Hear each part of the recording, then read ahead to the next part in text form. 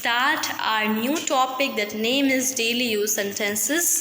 Okay, so इस topic को हम स्टार्ट करने वाले हैं एंड जो टॉपिक है ये बहुत आपका इजी होने वाला है। अगर आप इनकी प्रैक्टिस करेंगे तो आपको धीरे धीरे आ जाएंगे। तो आज हम कुछ ऐसे डेली यूज सेंटेंस करने वाले हैं जो आप अपनी एवरीडे लाइफ में यूज़ करते हैं और वो आपके लिए बहुत ज़रूरी है। अगर आप उनको मतलब रिवाइज़ करते हैं, उनकी प्रैक्टिस करते हैं तो अगर आपको मेरी वीडियो अच्छी लगती है तो इसको लाइक, सब्सक्राइब और शेयर ज़रूर से करना। So let's begin with the first sentence that name is वह मेरा दूर का रिश्तेदार है। हम इसको अपने घर में कई बार यूज़ करते हैं कि वह मेरे दूर का रिश्तेदार है। तो मैं बोलूँगी इंग्लिश में he is my distant relative. क्या बोलूँगी? He is my distant relative. Relative का मतलब होता है रिश्तेदार और डिस्टेंट का मतलब होता है दूर का। तो he is my distant relative. मुझे नींद आ रही है तो मैं बोलूँगी I am feeling sleepy. I am feeling sleepy. Feeling का मतलब होता है महसूस करना और स्लीपी का मतलब होता है नींद आना। तुम कौन सी फिल्म देखना पसंद करोगी? तो मैं बोलूँगी which movie would you like to watch. Which movie would you like to watch. ठीक है, उसके बाद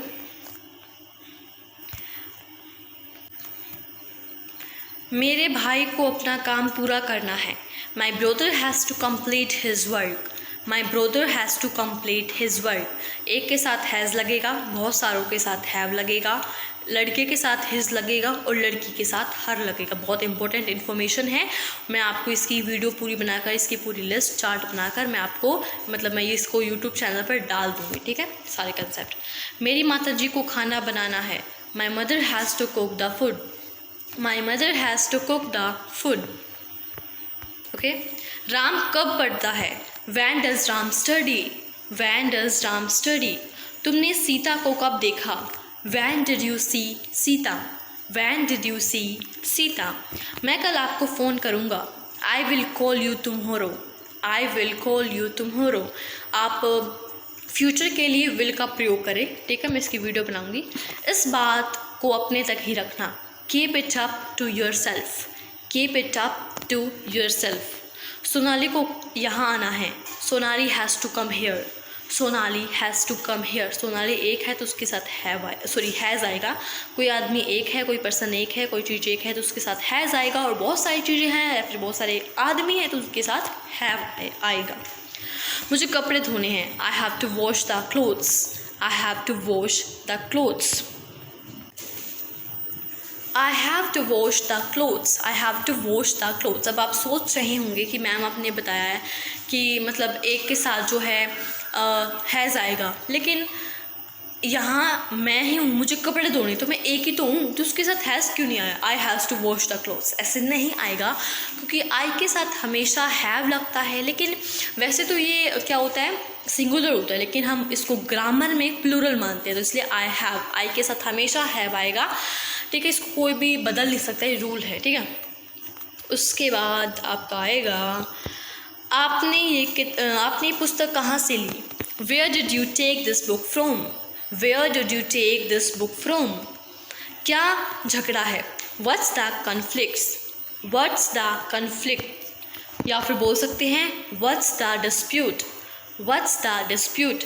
ये दो तरीके बोलने के, आप इनमें से कोई भी बोल सकते हैं, एक चॉइस है। राइट, वो अभी अभी गया है।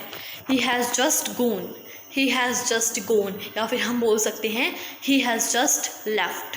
He has just left. Ravi के पास 10 पेन है। Ravi has 10 pens. Ravi has 10 pens. Sham के 2 भाई हैं। शाम के 2 भाई हैं। Sham has 2 brothers. Sham has 2 brothers. तुम कल कहाँ जाओगी? Where will you go tomorrow. Where will you go tomorrow. तुम ऐसे बकवास क्यों करते हो? Why do you talk such nonsense. Why do you talk such nonsense. Nonsense का मतलब होता है बकवास। ठीक है, तो उसके आप बोलेंगे Y do you talk such nonsense. Do हम प्रेजेंट में यूज़ करते हैं, कोई चीज़ प्रेजेंट में है तो आप मतलब प्रेजेंट में हम डू का ही यूज़ करते हैं। उसके बाद है ऐसी बात नहीं है। इसे इंग्लिश में बोलते हैं it is nothing like that. It is nothing like that. या फिर बोल सकते हैं nothing as such. Nothing as such. मैं नहीं मानता। I don't agree. I don't agree. Agree का मतलब है मानना। या फिर बोल सकते हैं I don't believe. I don't believe, believe का मतलब होता है विश्वास करना। उसे बुखार है, he has fever.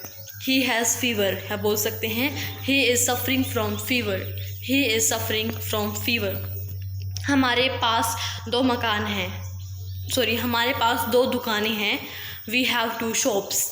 We have 2 shops. आज तुम स्कूल क्यों नहीं गए? Why did you not go to school today? Why did you not go to school today? ठीक है, डिड जो है पास्ट है। ठीक है, क्या हुआ? What happened. व्हाट हैपन्ड या फिर what's the matter. What's the matter. जरा मैं तैयार हो लूँ। Let me get ready. Let me get ready.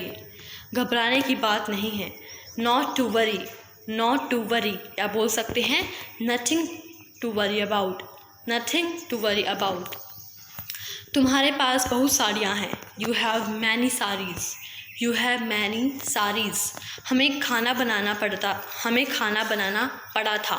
We had to cook the food. We had to cook the food. Roshni को गीत गाना पड़ा था। Roshni had to sing a song.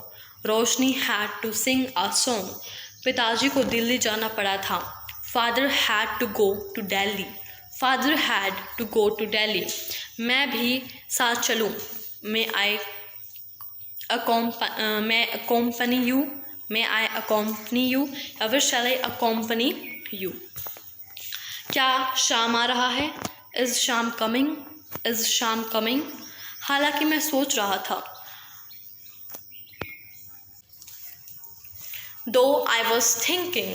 Though I was thinking, हम मतलब हालांकि मैं सोच रहा था बोलते इंग्लिश में though I was thinking। thinking का मतलब होता है सोचना। इससे बेहतर कुछ हो नहीं सकता। Nothing could be better than this। Nothing could be better than this। हमें स्कूटर ठीक करना पड़ा था। We had to repair the scooter। We had to repair the scooter। आपको तुरंत यहाँ आना पड़ा था। You had to come here immediately। You had to come here immediately। immediately का मतलब होता है तुरंत। समझ गए। Understood। Understood या फिर got it। Got it। इसमें चॉइस है। क्या राम अंदर है? Is Ram in। Is Ram in। Okay, so I hope आप सभी को ये समझ में आ गए होंगे सेंटेंसेस। इनकी प्रैक्टिस करिए, आपको ज़रूर से आएंगे।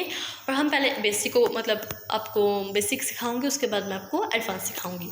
सो मिलते हैं नेक्स्ट वीडियो में एक अच्छे से टॉपिक के साथ। तब तक के लिए धन्यवाद and bye bye for now. Okay, and we will meet in next video.